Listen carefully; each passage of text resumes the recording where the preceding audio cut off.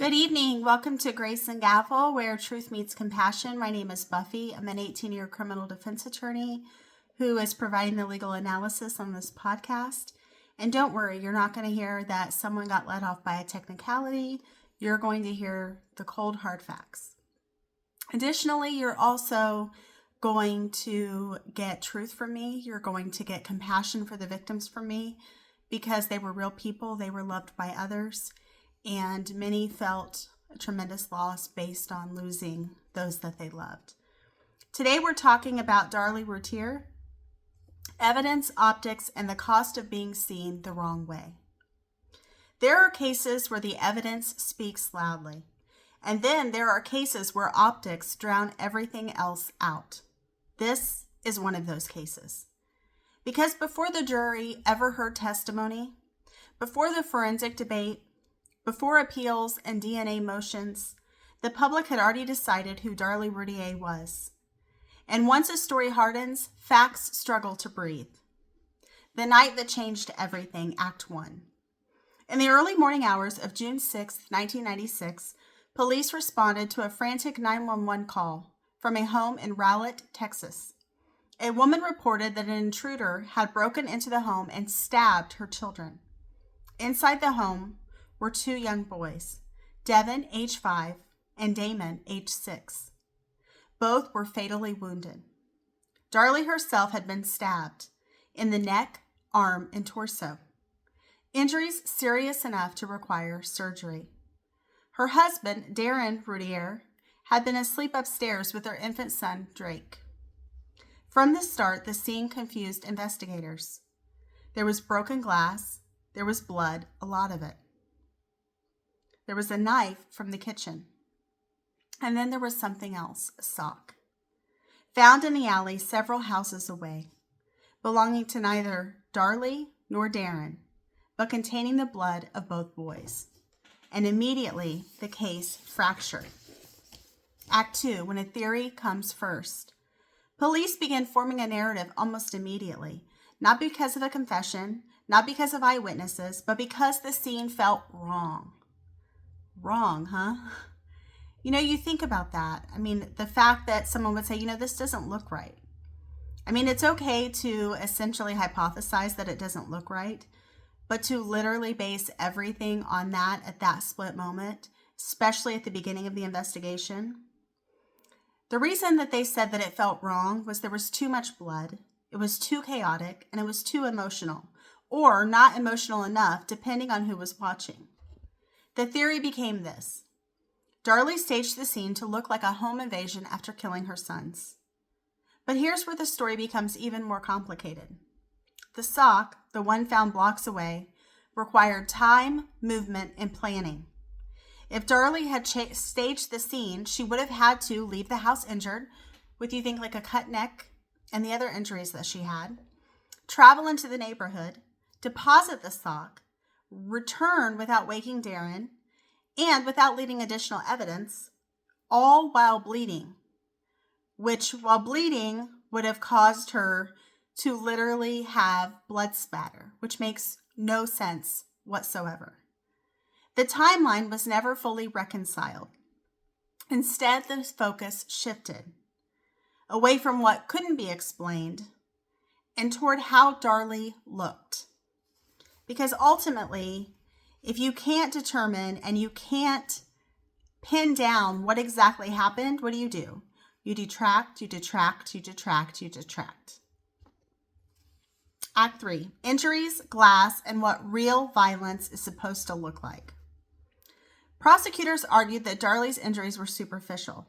However, she had to have surgery and was inches away from dying herself.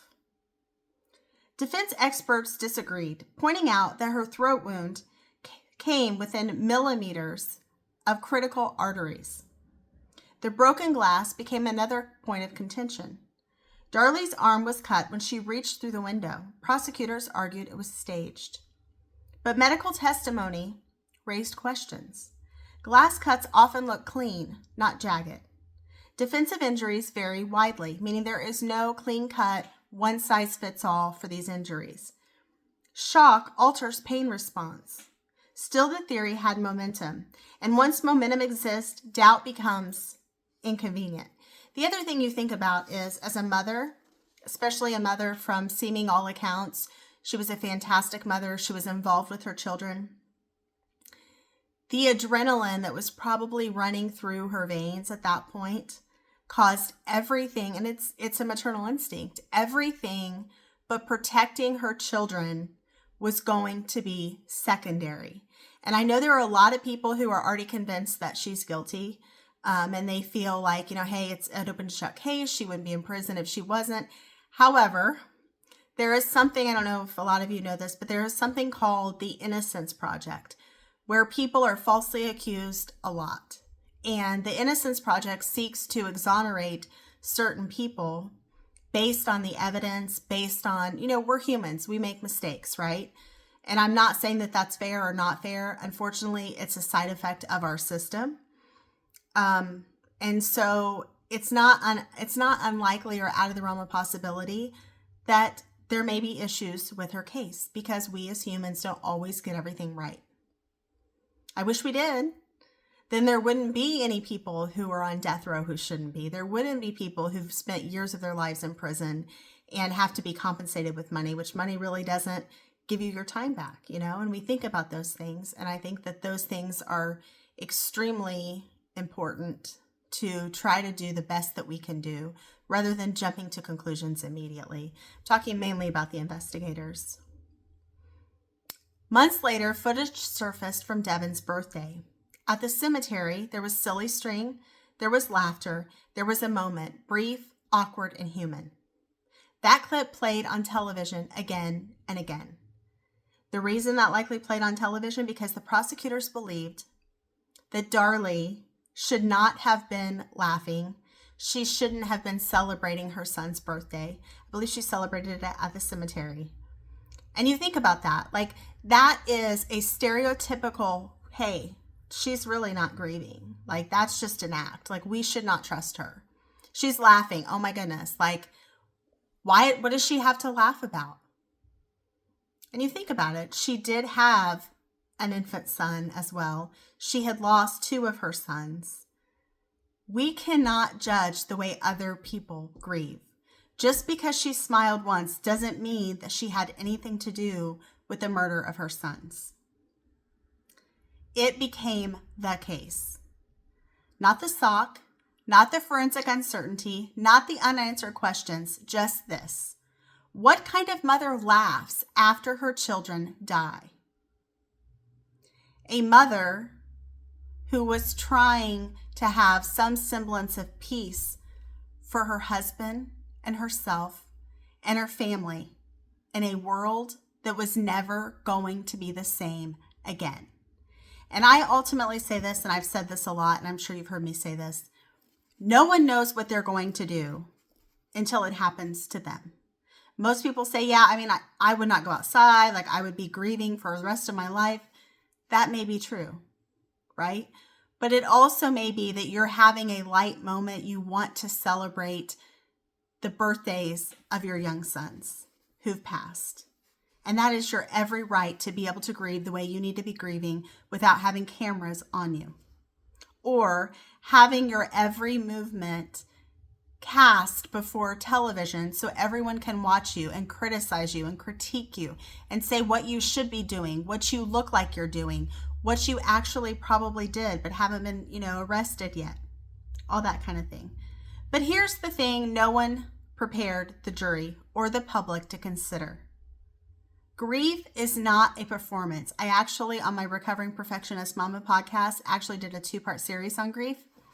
And it's not a performance. You don't know what your body's going to do. There's somatic symptoms. There's no timeline. My guess would ultimately be that, yes, she smiled for a little bit because she was honoring her sons. But I'm sure when it's late at night, nobody's awake, her brain starts going, she probably is experiencing grief and probably was experiencing grief.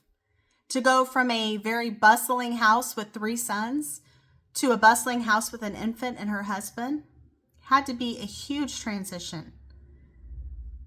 I'm the type of person that say live and let live, right? We don't know what other people are going through. So we shouldn't try to judge what they should do, what they shouldn't do, what they could do, what they would do, what they should have done. That is not my lane. That is not my business, what people do. And I'm not going to judge someone for something that I don't understand because I haven't experienced it. And mothers are punished when they grieve incorrectly. And apparently she broke cardinal rule number 1 because she made a lot of people angry, because she laughed, because she had silly string. My goodness.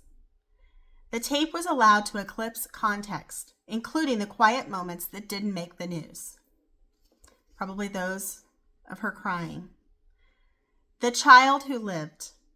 There was a third child that night, Drake, the baby upstairs. He grew up visiting his mother on death row.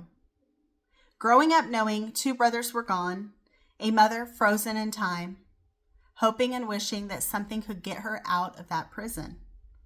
A life shaped by a single night he couldn't remember. This is where the case stops being about headlines and becomes about aftermath. Because sentences don't just punish defendants. They radiate outward. They affected the husband. They affected not just Darlie. They affected her surviving son. A marriage under a microscope. In the early years, Darlie Routier appeared to support the prosecution's theory. Later, the marriage collapsed. Many interpreted that as proof. But divorce is not a verdict. Grief fractures relationships. Public scrutiny distorts private pain. And quietly, without cameras, Darren continued to support Darlie. Not loudly, not performatively, but consistently. Because life after tragedy rarely looks clean. Let's talk about what was never tested. Over the years, questions persisted.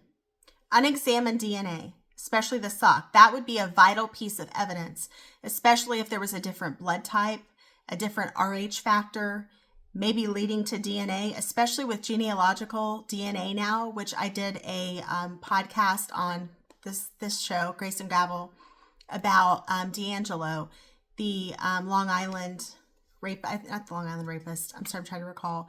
The Golden State rapist. Sorry for that flub there. Evidence preservation issues.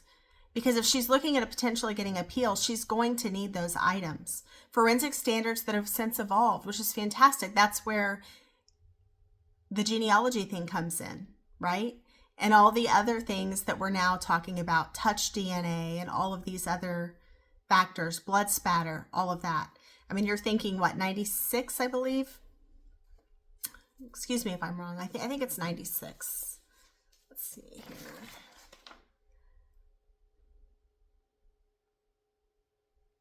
Yes, 1996. So can you imagine how much has changed in almost 20 years? Appeals focused not on proving innocence, but on whether the trial itself was fair, which is completely reasonable.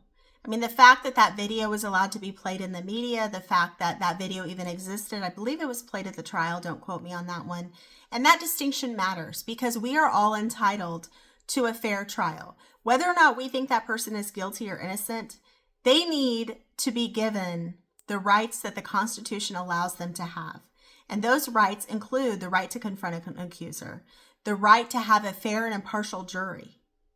And that is why, as a criminal defense attorney, I would say that your case is often won or lost in the voir dire process, which is where you get the opportunity to ask jurors questions to determine whether or not they're already biased. And there will be some people who will say, yes, I've already made up my mind. I think she's guilty of sin.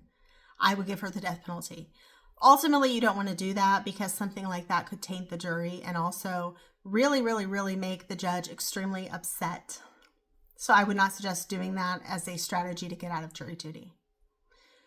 So the thing is, that distinction matters because we're all entitled. It's one of our civil rights. It's a right guaranteed to us as American citizens because justice is not certainty. No one can say for certain, I know she did it. Were you there? Did she confess to you? No, none of those things happen. You cannot go on a gut feeling. You cannot convict someone on a gut feeling. Justice is a process. So the question we leave you with, This case isn't asking you to decide guilt or innocence. It's asking something harder. What happens when optics replace evidence? When grief becomes a character flaw? When a woman is sentenced not just for a crime, but for how she survived it and her children did not? Because once a story hardens, truth has to fight to be heard. This has been Grace and Gavel. If this episode unsettled you, good. Uncertainty is where better questions live. Some cases aren't decided by evidence, but optics. The Darlie Routier case asks us to confront how grief, gender, and narrative shape justice. And a lot of crazy things can shape justice, including our own biases, our own prejudices, and how we think people should act and think and work.